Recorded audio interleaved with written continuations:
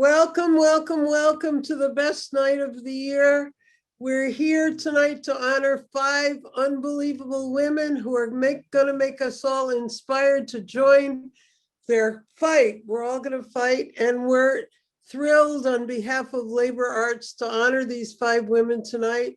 And you're very lucky that you get to hear them soon.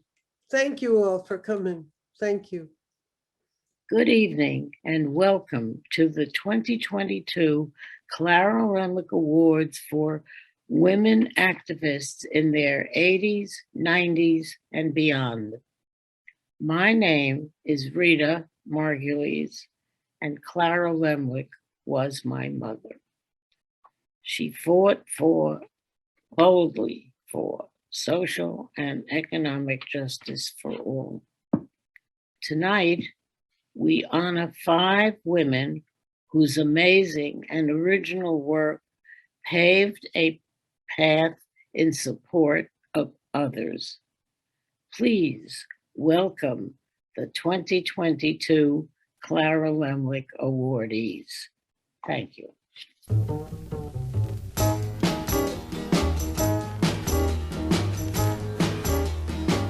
I'm Reverend Jeanette Phillips, and I have something to say. Hi, my name is Maria Mazziotti Gillen, and I have something to say. I have something to say. I'm Dolores Huerta, and I have something to say. I have something to say, but thank you for giving me this chance to say it and to say it to new generations. I've got something to say. Lift me up, oh yeah. Hush, just stop. I'm tired of your generalities. Baby, we've had enough. We need to strike and we must vote today. Baby, you might think that we can't take it, but you're wrong. I've got something to say. All you men get up out of my way. Us working girls are gonna take a stand. I'm on strike, bigger than anything that you've seen, baby. An uprising of 20,000, yeah, we'll take a stand. You thought gangsters would derail us, but you're wrong. On strike for better pay. No more working 12-hour days. We organize together. We will rise for the union till my dying day. Don't let them take our rights away. Keep up the heat, I'll see you in the streets. We are stronger. Hi everyone, I just wanted to give a special shout out to the 2022 Clara Lemlich honorees, Dorothy Burnham, Maria Mazziotti Gillian, Dolores Huerta, Reverend Jeanette J. Phillips, and Kathy Sarah Child for your dedication and fearlessness. You are all truly heroes, clearing the path for all of us and carrying the torch into the future. From the bottom of my heart, thank you for all you do. Dolores Clara Fernandez Huerta is the co-founder of the United Farm Workers, and she's also a leader of the Chicano Civil Rights Movement. And in spite of dealing with constant prejudice for being both a female and a Mexican American, she has become one of the most influential activists and organizers of the 20th century. In 1965, she formed the Delano Grape Workers Strike of 5,000 employees, and she's the one who later negotiated their contract. In the 1970s and 1980s, she was a lobbyist for workers' rights, and in the 1990s and 2000s, she also helped get elected a lot of women and a lot of Latinos into political office. I am so proud to announce that she is one of the winners of the 2022 Clara Lemlich Awards. Congratulations, señora. Si se puede. All of the women are always on the front lines of all of the picket lines and doing all of the work, and all the women were always on the front line. But then when it comes to the recognition and the executive board, the people who make the decisions, that's where women were pretty much absent. Who's got the power?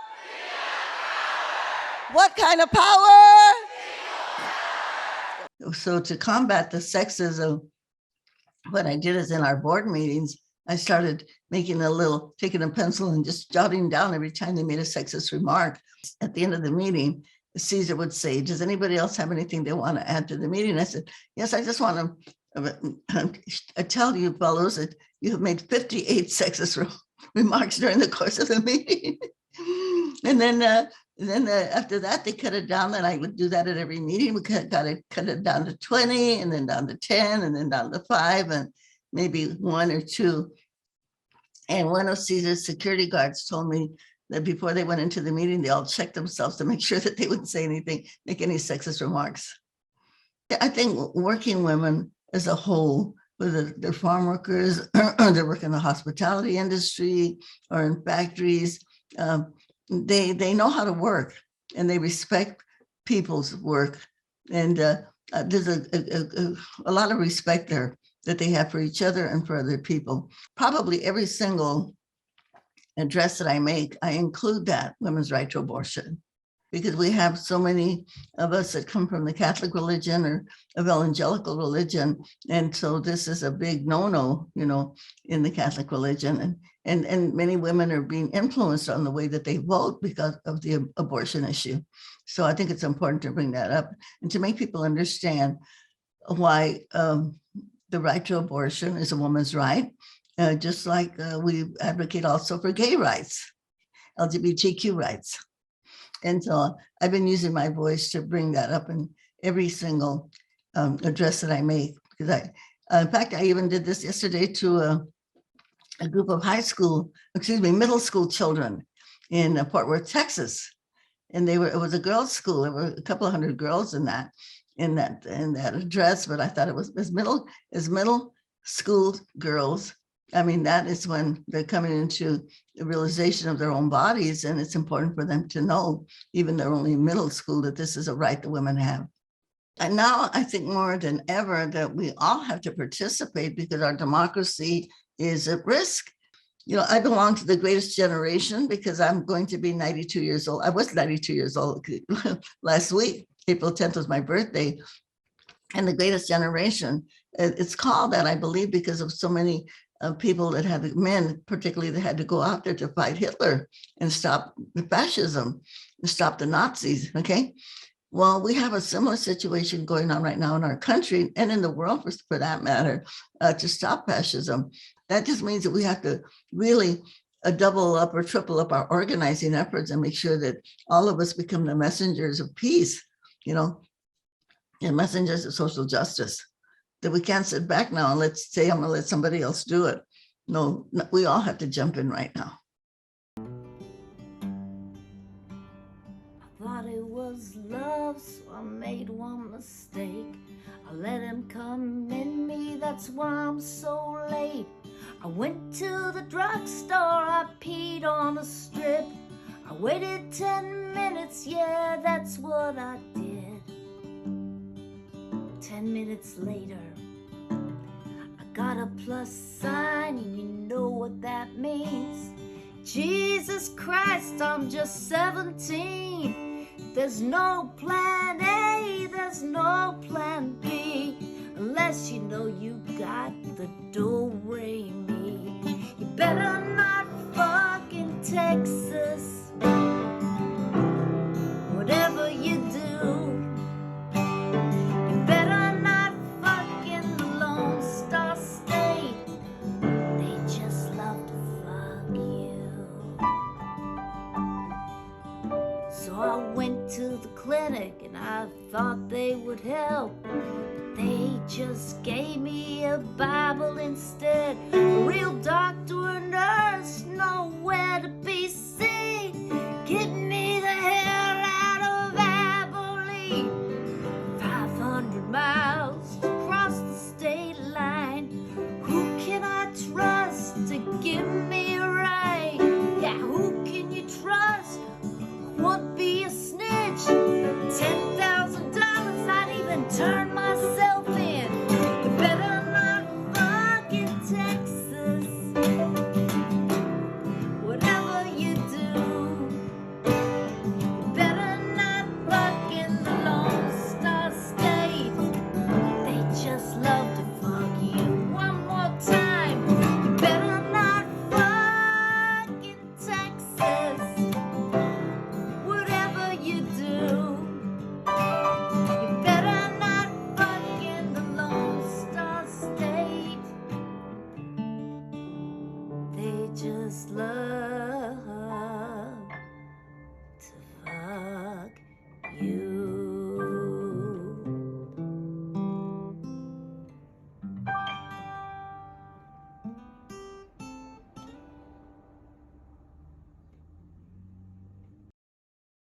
Hello, everyone. My name is Teddy Welch, and I'm so thrilled to introduce Kathy Sarachild.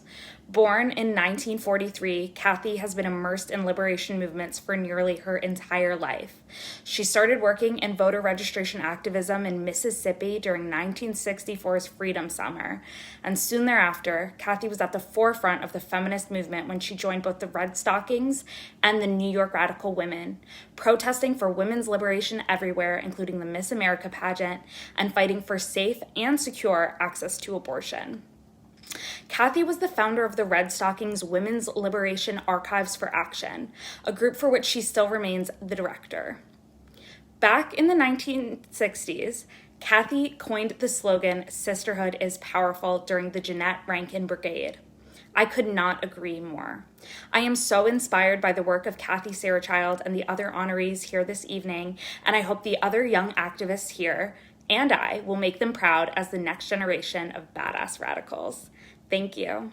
And using birth control, but with abortion as a backup, you could, to get a little crass, you could enjoy sex more if you didn't have to worry about getting pregnant. I always had a belief and an understanding that the country wasn't living up to its ideals of democracy, equality, justice for all. One reason the country wasn't living up to its ideals was that the information wasn't getting out to people, or that somehow people weren't hearing things that needed to be heard. The idea of a collective movement for women is something that came out of the civil rights movement, really. And the idea of the speak out, the abortion speak out, also came from that. So all the groups got together to picket this reform hearing to call for repeal instead of reform. But someone in Red Stockings, because Red Stockings had already formed then out of New York Radical Women, said, listen, this is an almost all male panel. They're all men. There were something like 12 men and a nun. Why don't we bring our consciousness raising ideas to this hearing and demand that women testify as the real experts on abortion as we call for repeal? And so we decided that we would go in, kind of interrupt the hearing and demand that we testify as the real experts on abortion about the impact that these abortion laws were having on our lives. I had been chosen this time by lot to lead off this disruption of the hearing. So I'm always nervous with these disruptions. For some reason, even though I was arrested in Mississippi, I was afraid of getting arrested and not showing up at work the next day, but I was committed to doing it. We were committed to action. I was afraid, but I also wanted to scare them, to tell you the truth, scare them into doing something. I sat there listening to these guys talking, and they were talking about, well, let's make it okay to have an abortion if a woman has had 4 children. I remember that one really teed me off. And that's when I got up and I said, let's hear from the real experts, you know. And I began talking about my life. Two of the women, one of whom had had an abortion, an illegal abortion, and the other who had been unable to get an abortion and given a child up for adoption, began to testify before the TV cameras. The New York Times had a big coverage of it with a great shot outside the hearing of women kind of shouting at policemen who had barred the door to get back in. So it was really good coverage. We have to revive the women's liberation movement to have a strong and winning strategy for abortion. Clara Lemlich was born March 28, 1886 in Gorodok, Ukraine. She earned money to buy books by sewing and writing letters. A neighbor introduced her to socialism, and she became a socialist at a young age. In 1903, there was a pogrom. Clara and her family immigrated to the United States. She worked in the garment industry and joined the fledgling International Ladies Garment Workers Union. In 1909, Clara was in the audience when hundreds filled Cooper Union's Great Hall. One union leader after another called for solidarity, but lacking faith in women, they did not call for a strike. Clara was lifted to the stage. I have something to say. She called for a strike, and within 2 days, 20,000 workers went on strike and union contracts were signed across the city. Clara went on to create the Wage Earners Suffrage League. She became a communist, founded the United Council of Working Class Women, protested against nuclear weapons, fought for the ratification of the UN Convention on Genocide and against the war in Vietnam. She made alliances with Sojourners for Truth. After a trip to the Soviet Union, her passport was revoked. When she moved to the Jewish Home for the Aged, she persuaded management to join United Farm Workers boycotting grapes and lettuce, then attempted to organize the nursing home workers. Clara Lemlich died July 12, 1982. These awards are named in her honor. Arthur Ashe quoted, "Start where you are, use what you have, and do what you can." That is what Reverend Jeanette J. Phillips and the Founding Mothers did. It was around Mary Wood's kitchen table that the first community health center discussions were held. Accessible health care became their top priority. Reverend Jeanette J. Phillips has been a pioneer in securing access to health care for the disenfranchised for over 5 decades. Through her extraordinary efforts, the first Sun River Health site, then called the Peekskill Area Ambulatory Health Care Center, was opened in 1975. Reverend Phillips became the organization's first board chair, and in 1977 joined the health center as its first outreach director. 45 years later, Sun River Health is the largest network of federally qualified community health centers in New York and the third largest in the United States. Her community outreach did not stop with healthcare.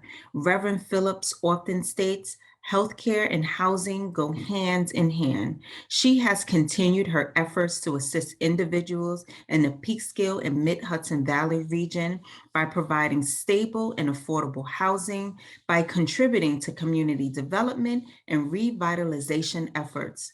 Today, she serves as the executive director of the Housing and Preservation Company and executive vice president of community development, overseeing culture and legacy, community relations, and the spiritual health and wellness of Sun River Health staff, as well as serving as special advisor to the CEO, Ann Nolan. It is with great pride that I introduce to you Reverend Jeanette J. Phillips, trailblazer in healthcare. I knew what it was to go to the basement of City Hall and have obstetrical care. Glad to have an opportunity for care, but for the exam rooms, the only thing that separated one exam table from another was a sheet of exam paper from the exam paper. I mean, the dehumanizing impact of that. And if you have a child or two with you, because wherever you go, you've got to carry your kids or so. And there you are. I mean, that was such an impact to me that I said, surely we can do better than this. We have been able to go from one site in Peekskill to now these 43 sites. I can tell you over a 47-year period of time, we had struggles at every level. And that was true for community health centers across the nation. We were an entity and now a force to deal with because we have advocated year in and year out for the right for people to have, to have health care, and for that to be led by the spirit of the founding mothers. That too didn't sit well with many in the community. I took to heart what Shirley Chisholm said about not only being in the room, but being at the table. And if they don't have a chair for you at the table, bring your own. And so I did that. And many times at many meetings, I might be the only Black, and especially the only Black woman, where no one engaged that much in any conversation with me, but I was there. And it was that kind of consistency that continued forward to bring us to really where we are today, really being felt and being known for the work that community health centers do. We are in and still in a pandemic stage in this country. And it has brought us to recognize how much more we need one another. It has brought out a more humanistic viewpoint of what life really is. And being able to help people, and especially people of color.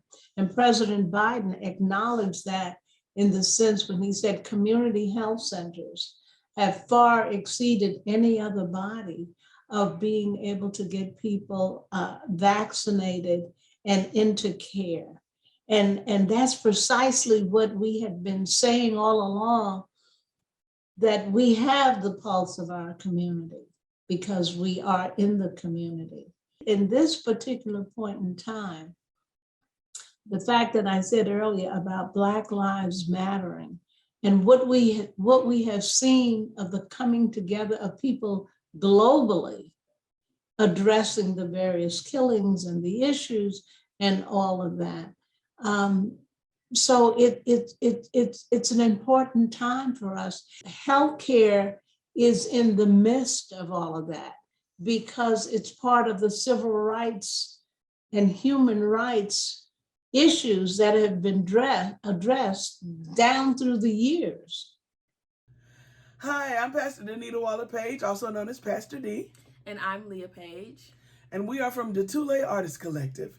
We're here today to sing for you the Negro National Anthem, Lift Every Voice and Sing. Lift every voice and sing till earth and heaven ring. Ring with the harmonies of liberty. Let our rejoicing rise high as the listening skies. Let it resound loud as the rolling sea. Sing a song full of the faith that the dark past has taught us. Sing a song full of the hope that the present has brought us. Facing the rising sun of a new day begun. Let us march on till victory is won. Stony the road we trod, bitter the chastening rod, felt in the days when hope unborn had died. Yet with the steady beat have not our weary feet come to the place for which our Father sighed. We have come over a way that with tears has been watered. We have come treading our path through the blood of the slaughter. Out from the gloomy past till now we stand at last, where the white gleam of our bright star is cast. God of our weary years, God of our silent tears, thou who hast brought us thus far on the way, thou who hast by thy mind led us into the light, keep us forever in the path we pray. Lest our feet stray from the places, our God, where we met thee. Lest our hearts, drunk with the wine of the world, we forget thee. Shadowed beneath thy hand, may we forever stand true to our God, true to our native land.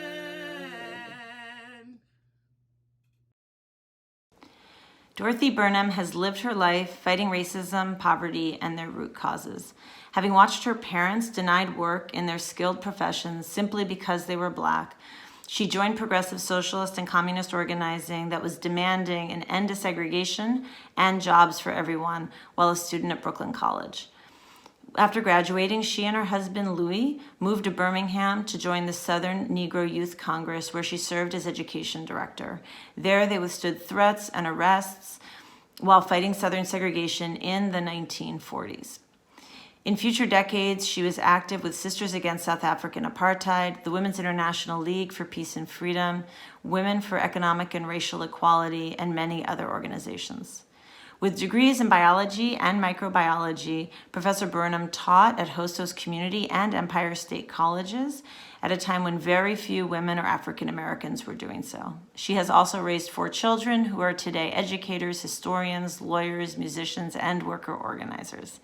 Today, at 107 years old, she remains in the freedom struggle. I am deeply humbled and honored to introduce the 2022 Clara Lemlich honoree, Dorothy Dowridge Challenor Burnham.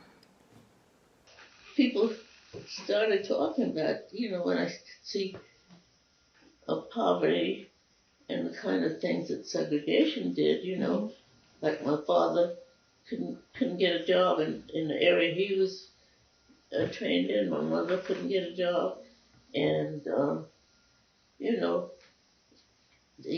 around me all the Blacks had lower class jobs, etc.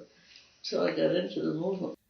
My name is Dorothy Dowridge Challenor Burnham, and the date of birth is March 22nd, 1915. There was a whole movement of young people who joined the socialist movement.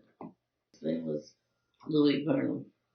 He was asked to come down to Birmingham to help organize the Southern Negro Youth Congress. And we got married and went down to Birmingham. One of the main issues, of course, was to end segregation in the South. Right. Because although there was some evidence of segregation all over the country, the South was the main part where Blacks were persecuted. And working with the Ku Klux Klan against them.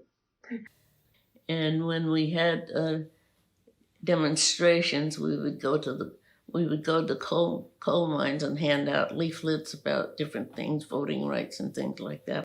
The fight was for equal pay, equal work for the workers in both the steel and the coal mining industry. But at that time, the Southern Negro Youth Congress was more radical than the NAACP, so that the relationships were not all that, close, as we were, more demanding and taking part in picket lines and things like that, which the NAAC was not doing.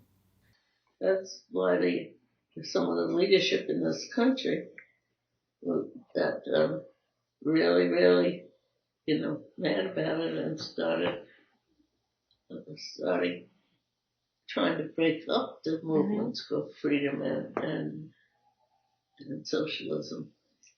And it's still a struggle because on television the other day I saw the Klansmen. I can't believe it. They still alive and busy. I really think getting together with other people who are moving towards bettering conditions for our people, moving towards getting together, building organizations which continue to move on. We move so far with mechanics, and not far along with the social conditions in the world. Show a little grit and you land in a jail.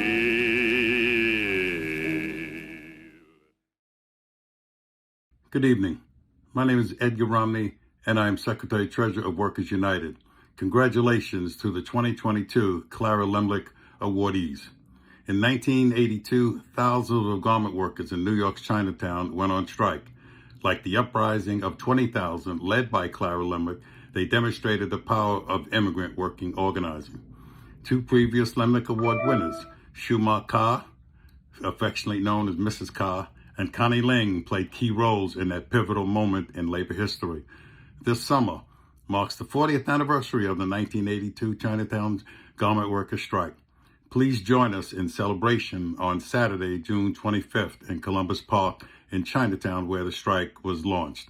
Visit the Labor Arts website for the details. I hope to see you there. Hello, I introduce to you Professor Emerita of English and Creative Writing at Binghamton University SUNY, Maria Mazziotti Galan, also known as the People's Poet of Paterson, New Jersey. As an American Book Award recipient for All That Lies Between Us, Maria has done a remarkable job of bringing poetry to an extraordinarily broad audience. She is author of 24 books, founder of the Poetry Center in Paterson, New Jersey, and is editor of the Paterson Literary Review. Her newest poetry collection is titled When the Stars Were Still Visible, and other recent publications include What Blooms in Winter, and the poetry collaboration with Mark Hilringhouse, Paterson Light, and Shadow. Let's all welcome Maria Mazziotti Galan. I wanted to be Keats or Shelley.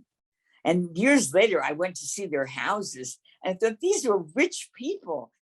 I'd like to talk about first my parents, who did not speak English very well. My mother was basically illiterate.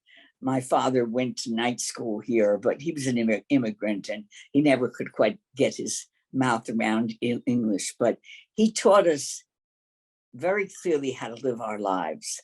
And he felt that you had to be willing to put yourself on the line. You had to stand up. You had to be heard.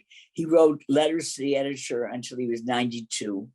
And when I said to my mother, when I was 17, we were having Sunday dinner, and a cousin said, "So what are you going to do?" When I was 17. And I said, "I want to be a poet." And there was dead silence in that house, because somebody poor, somebody with no money cannot be a poet. I didn't understand that at the time, but my mother saved for a year to buy me, and she made 25 cents an hour in the factories of Paterson, sewing by hand. And she saved for a year to buy me a Smith Corona portable typewriter, a pink portable typewriter, so I could be the writer I said I wanted to be, even though she thought it was insane. Who was going to support me while I did this writing? I wrote a book a few years ago called Writing Poetry to Save Your Life, How to Find the Courage to Find Your Stories. And I still think we all have the crow. And the crow sits on our shoulders and tries to keep us from doing everything we need to do in our lives. And he whispers in your ear and he tells you and I always use this symbol for my students. He tells you what's wrong with you. You're too foreign, you're too fat, you're too low class, you're too tall, you're too skinny, you're too fat, you're too dumb. All the things that keep you from doing. If you listen to the crow, you won't be able to do anything. So in order to be anything, a great doctor, a great lawyer, a great writer, a great teacher, you have to be ready to knock that crow off your shoulder. In order to do anything, you have to be able to move down to a place in your body I call a cave. And it seems to me it's around your belly, but it's probably because I'm Italian and I think a lot about food. But I think it's in your belly, and it's very dark and it's very scary, and it has all the bad things that have ever happened to you and all the good things that have ever happened to you. But it's still dark in there and it's frightening, and the crow will try to keep you from going in there. And if you're going to do anything in your life, you have to get rid of the crow. I tried in the beginning. I was trying to prove I wasn't just a dumb immigrant kid. And I wrote all these poems about Greek gods and all this other BS. And then a graduate school professor said to me when my first book was published, which was full of Greek gods, he said to me, you know, it's in this one poem about your father that you find the story you have to tell. And that a door flew open in my head. I was embarrassed by my parents because they didn't speak English and they were poor and we lived in a cold water flat. But I realize now, looking back, how much they taught me about how to live your life, how it was important to make a mark in the world. And they told me you have to do that. You have to claim your space. Now, I was very shy. I was afraid of everything. And so it took me a long time to be able to speak out. And I would know something is wrong, what was wrong, but I couldn't get the courage to speak out and to say what I believed. And then I'd hear my father's voice saying, speak up, ground your power, seize your power. And I try to say that to my graduate students. Stop whispering, seize your power. Ich habe Sache zu sagen. 我有話要講. برای گفتن چیزی دارم. May sasabihin ako. Tengo algo que decir. Ik heb iets om voor jou te zeggen. मुझे कुछ कहना है. Ho qualcosa da dire.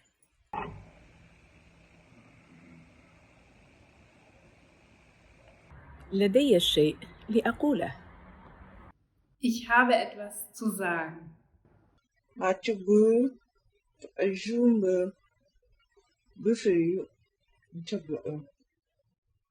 我们有一些话想要说. Jeg har noe å si. Söyleyeceklerim var. В мене є що сказати. יש לי משהו להגיד. J'ai quelque chose à vous dire. I hope all you honorees can hear everybody clapping, and the deaf community has a great way of applauding that works really well on Zoom. So congratulations to everyone. We are so happy to have you. And we know your stories are going to inspire the next generation. We have like 2 minutes to let everybody say one word of encouragement. And Dorothy Burnham, would you like to say your word first? Thank you. Thank you. Thank you. Glad to be with you. Happy you're here. We are honored to be with you. Maria. Speak up. Seize your power to change the world. No being mute like I was. Makes sense. Dolores? Yes. I'm not sure where Dolores is. So, Reverend Phillips. Today we must continue to press toward the mark of the high calling to ensure that healthcare is a right and not a privilege for some. Amen. And Kathy. You're muted. Oh, You're muted, Kathy. You're muted. Can you unmute yourself? There. Okay. Thank you, everybody. Thank you, organizers and supporters of this wonderful I've Got Something to Say Clara Lemlish Award, and for including in the awards Mayan Redstocking speaking up about our abortions and women's liberation. It's an award that keeps alive the precious lesson that big changes come from the bottom up. That one or a few of us speaking up can spark again and again thousands of Me Too's, can spark learning again and again in many movements for justice, that I am not alone, that we are many, and there is power in numbers, the power of the many speaking up and organizing to fight for and defend the big changes we've won and will win more of. Thank you. Thank you. Thank you. We invite everybody to join us on June 25th. We want to hear Maria. Maria, I already spoke, honey. She spoke. Yeah. Sorry, John. We invite you to join us in Columbus Park on June 25th to come to Labor Arts and support us and get involved. And the credits, which are going to roll immediately, are a lot of fun to watch. And here's to seeing you next year at the Puffin Gallery for Social Activism at the Museum of the City of New York. So congratulations, everyone. Thank you. Thank you. Thank you. And thank you, everyone, for being here. I have something to say. Our streets! Our streets! Our streets! I have something to say. Go home! Union busting's got to go! Go home! Union busting's got to go! I have something to say.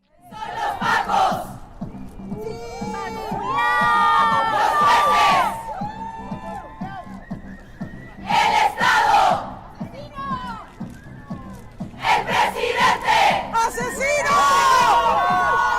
El Estado opresor es un macho violador. El Estado opresor es un macho violador. El violador eras tú. I have something to say. Sí se puede, sí se puede, sí se puede, sí se puede, sí se puede, sí se puede, sí se puede, sí se puede.